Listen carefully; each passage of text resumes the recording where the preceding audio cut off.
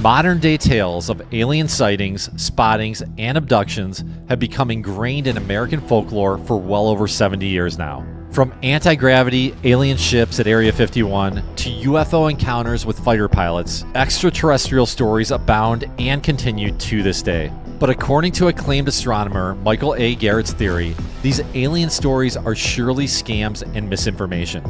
Garrett's thesis claims that aliens have never visited Earth and won't in the future. He asserts there's an invisible force field protecting Earth from alien invaders called the Great Filter, a filter that exists due to the emergence of AI. Now, do you want to find out what this secret protected barrier is and what AI has to do with it? Well, by the end of this video, you'll learn all about that and more. Plus, you'll find out how many years humans have left on Earth according to Garrett. The idea of the Great Filter has been around since 1998 when Robin Hanson first published a paper about it. In it, he argues that there's a universal barrier that prevents intelligent life from communicating with one another. An invisible barrier, not a physical one that you'd find in a Star Trek episode or a Star Wars movie. There's not some laser-like force field that would zap you if you touch it. Instead, this invisible barrier is based on probabilities alone, things that are highly unlikely to happen in sequential order. The first filter that makes up the entirety of the Great Filter is the probability that a planet can support life. A study in 2020 in the Astronomical Journal suggests there could be 300 million habitable planets in our galaxy, the Milky Way. Considering there are an estimated 100 to 400 billion planets in our galaxy, the chances of a planet supporting life is pretty low. The next series of filters would require that a planet support reproductive molecules, single-cell life, complex single-cell life, sex reproduction, and multi-cell life. That would eliminate a large majority of planets that made it through the first filter. The last stages of the filter requires that biological beings that evolve on these planets have the ability to invent and use tools, have the potential for space exploration, and to colonize space itself. Colonizing other planets is the last filter of the Great Filter. It's the most important one. Essentially, if a species can get past this last hurdle and colonize planets, the intelligent beings would also be able to communicate with other extraterrestrial ones in their own galaxy or other galaxies further away. But for an intelligent civilization like humans to make it through all the hurdles within the Great Filter is improbable and some think impossible. Part of the problem is that the closer a civilization gets to colonizing space, the higher likelihood that their own technology will end up killing them. For instance, the rise of human technological prowess has led to the creation of nuclear bombs, which poses a real-world existential threat to humanity. Plus, all intelligent species in the universe live with the constant threats of asteroid impacts or cosmic events that could end them instantly. So the odds of single cells forming on a hospitable planet and then evolving into an intelligent multi-planet society without killing itself is the Great Filter itself. The odds of all this happening are highly improbable and unlikely according to the researcher Garrett. That would explain why aliens haven't come in contact with Earth. But the devil's advocate in you might say, well, there's hundreds of quintillion planets in the entire universe as a whole. There has to be intelligent creatures out there like humans. And that might be true. The issue is that our planet Earth hasn't received any techno signatures, such as narrowband radio transmissions and laser pulses that one would expect to hear from faraway aliens if they existed.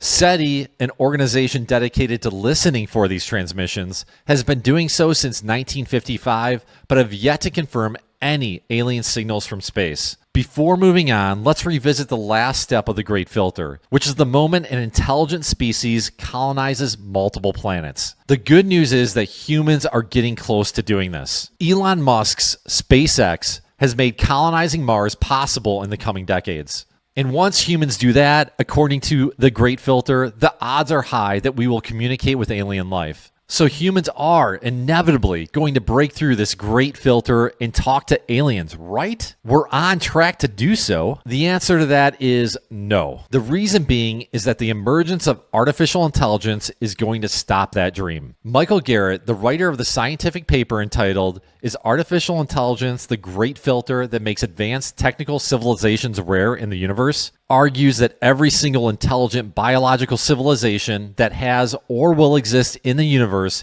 evolves and develops AI. AI is not special to humans. Every intelligent species that has and will exist eventually develops their own AI. And that AI itself prevents all intelligent life forms from breaking through the Great Filter and achieving multi-planetary colonization. That begs the question, why would the development of AI prevent intelligent species from colonizing other planets? Garrett argues that artificial intelligence develops faster than the species' ability to colonize planets. And if you look at our situation on Earth right now, that seems to be the case. AI has gotten exponentially smart in just a matter of 2 years. And while companies like SpaceX are making huge progress in space exploration, it's unlikely that humans will be living on Mars anytime soon. It's much more likely that artificial general intelligence, an AI that will surpass human intelligence, will happen before humans live on other planets. According to Garrett, if AGI is achieved before we colonize planets,